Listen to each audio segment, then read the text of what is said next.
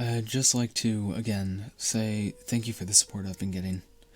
I'm not sure when I'll be posting this, as I'm using No Sleep's draft system to save for further continuation. But nevertheless, I'll get right to it. I waited again after snatching some food. They were almost obsessed with getting me. I only know this because of the several times I've eavesdropped on the things when I could. They would talk about how bad it was that I hadn't been caught yet, and how the person in charge wouldn't be happy. Something is in charge of these things? I thought to myself. What the hell could be so vile that even they fear it? My mind began racing to the thought of being brought to their boss, and getting deformed or turned into one of those things. Upon hearing all I needed to, I began to quickly and quietly make my way to my hiding spot.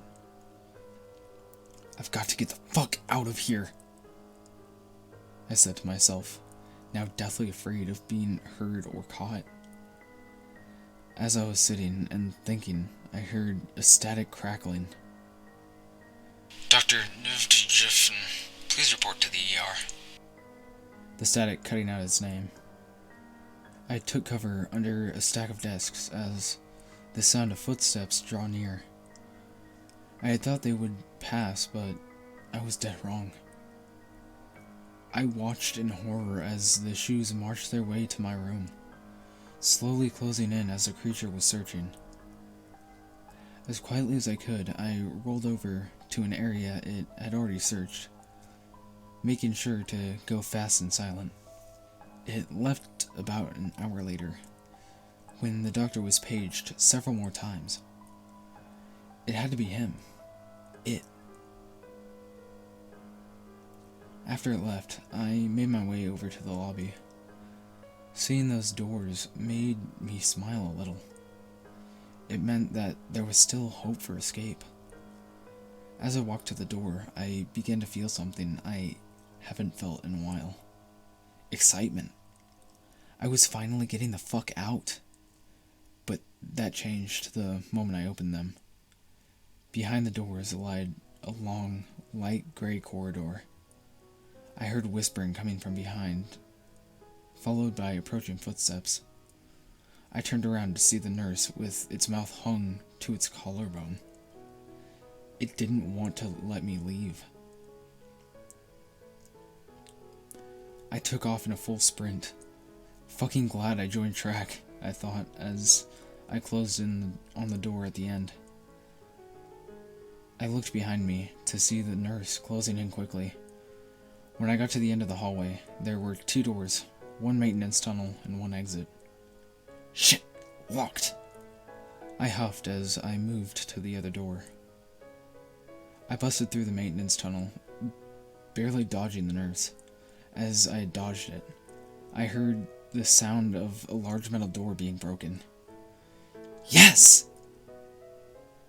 I cried out as I descended the stairs. When I reached the bottom, I found a hole beneath the stairs that wouldn't be visible to someone not actively looking for it. So I hopped in as I heard the nurse come flying down, hitting the ground with a sickening crack. I closed my eyes tight as it passed quickly by, following scratch marks from what I can only assume are from the last person down there. I peeked my head out and looked around for a bit, trying to look to see through the hazy darkness that surrounded me, only hearing the nearby clicking of the nurse as she searched. As quietly as possible, I got up and crept up the stairs, shut the door, and blocked it off. I looked to the right and saw the broken door that used to block my freedom. Finally, I thought, I can get the fuck out of here. I took a step through and noticed a sound I hadn't heard just moments before. It was the faint sound of alarms. I looked through a window and took in what I saw, my jaw dropping. It was a full-blown facility, full of hospitals like this one. The quiet screams from those trapped inside sending a chill down my spine. I moved swiftly along the halls as I searched frantically for an exit. After what seemed like hours, I managed to find an exit door. Opening it, I took in a deep breath, taking in as much fresh air as possible. I made a trail back and sprinted back to the hospital I was in. I made my way to where they keep the patient's belongings. That was one of the rooms I found, and got in. Seeing my stuff in the locker, I quickly changed back into my clothes, packed some extra food and first aid supplies into my cargo pockets. "Man, it's good to be back," I said, checking out my knife. I quietly moved along the walls, trying my best not to get spotted. As I moved behind the cover of the tables and chairs in the lobby, I heard that dreaded clicking again. My heart sank. It was nearby again. As I waited for it to pass, I had replaced a bandage that was on my forearm, leaving the used bandage behind. Checking to see if it was gone, I made my way back to the exit door, only stopping to drink from the bottled water I grabbed. When I got to the door, I took one last look back, seeing the face of the nurse standing in the window, staring back at me. I shuddered, gave it the bird, and left. When I stepped out of the exit door, I saw the complexity of what I was in. It was a large-scale facility, all right, dug into the sides of a large hill in the middle of a desert. As of now, I'm using my phone. It's at about 50%, so I should be able to update you guys more. I see what looks like a smaller town ahead. I'm going there to see if I can find out any info about that place till then. Part 5. This is going to be a relatively early update, so I'm going to have to make this quick. And yes, I am going to scout out the town. I have my shit back along with my things I grabbed from that godforsaken hospital. I even found a smaller backpack and grabbed some more shit. I'll just get to the update. I'm including part 6 as to have it post. I sat there in the desert, listening to the sounds of the wind and rare wildlife, waiting for it to become night, as that's when it's better to travel through places like this. I sat in the shadow of the facility I had just left, hoping night would come soon, but eventually I passed out. When I awoke, the moon was high up in the sky. I could see the lights from the town piercing the darkness of the sky. I got up, every fiber of my being aching from the injuries from the crash and the physical exertion from running for my life. I made my way over to the town with a slight limp in my step. No more adrenaline to cut off the pain. As I got to the border, I felt an eerie feeling in the air. I pulled my knife out of the sheath and held it in the sting of the scorpion position. I crouch-walked over to the nearby house and peered through the window. No one. As swiftly as I could, I went over to the next house. But, like the last one, not a living thing to be seen. As I made my way across to another house that was closer to the middle of the town, the sight of a large fire caught my eye. I dropped into prone and crawled over to the side of the misplaced tree. I hid out behind it, peeking out over the roots. I looked around and saw a large circle of what looked like people, but from them came low chanting. As I continued to look, I noticed a larger figure standing in the middle of the fire. It was only then did I realize that it was a doctor. My heart skipped a beat. What the fuck? I whispered harshly to myself. As I was shifting to crawl away, a twig crunched underneath my body. As soon as a noise was made, the chanting stopped. I turned around to see if they had heard, but was caught off guard when I saw the figure slowly moving closer. The doctor stayed there. Kicking up a cloud of sand and dirt and dust, I scrambled to my feet.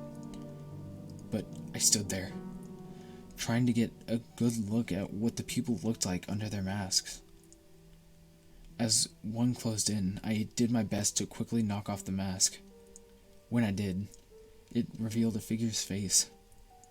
It had normal human features, mouth, nose, ears. But as I looked at its eyes, I stumbled back. Its eyes were sewn shut. After about 30 seconds, I turned tail and booked it straight towards the desert, wanting nothing more than to get away from this town, but knowing I'd be well overexhausted before I got far enough. I managed to get out of view and hid under a porch. And that brings us to now. I'm currently underneath a porch on my phone. Its battery is at 11%. I'll update once I lose them for good and find a place to charge my phone. Regarding the comment on the original Part 5, I am going to start doing my best to clear up any scratch marks so I can't be tracked as easily, if at all. I'll just skip right into it. As I lie and wait for these things to pass, I felt the pain slowly creep back up on me. After an hour or two, I decided to see if they were still on the search. When I was just about to breach into the night air, I saw a robed set of legs stop in front of the hole I came through. Knowing it couldn't see me because of its sewn shut eyes, I moved slow and quiet. As I neared the entrance, I quietly pulled out my knife. If any time is a time for action, now would be that, I thought as I saw the robe turn. I knew I wouldn't be able to tell until I could see its arms or head. When I got to the hole, I could see that it was facing away from the hole, listening for any signs of movement or overall life. As quietly as I could, I stood up behind it with my knife at the ready. In a blur of fabric, metal, and body skin, I put my hand over its mouth and sunk my knife deep into the leathery and thick skin, killing it. I let out a breath I had unintentionally held as I lowered its body, as to not make noise. After that, I crept around and looked through windows again. Then I saw what could help me a fuck ton. It was an outlet. I snuck in through the window and began searching around for a charger. After a few minutes, I found one. Hiding and letting my phone charge, I began to hope that one of them wouldn't come in. And luckily for me, no one did. Later that night, I did, however, hear people outside talking about the body under the porch. When I had first heard it, my heart sank. After my phone got to about 58%, I left, making sure to leave no trace of my being there. As I low crawled through the desert, I heard the sounds of cars. "A highway!" I yelled, not being able to contain the excited hope that sprang up. When I got close enough to see, I saw the extensive highway that reached across the terrain like an elongated arm from the creatures in the hospital. I made my way down a small dune, sliding through the soft and running to the side of the road. I shot my hand out to see if I could catch a ride. It took 5 cars passing and a lot of weird looks until one stopped. "Where are you headed?" the guy in the car asked. "Any nearby town would work," I shot out without a second thought.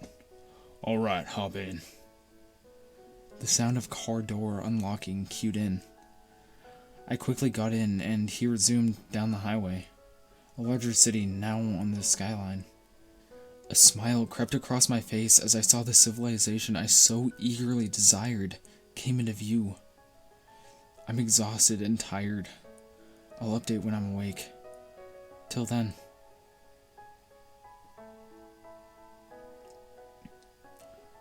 Hey guys, Four Shot Pastas here, and I want to thank you guys for checking out yet another video.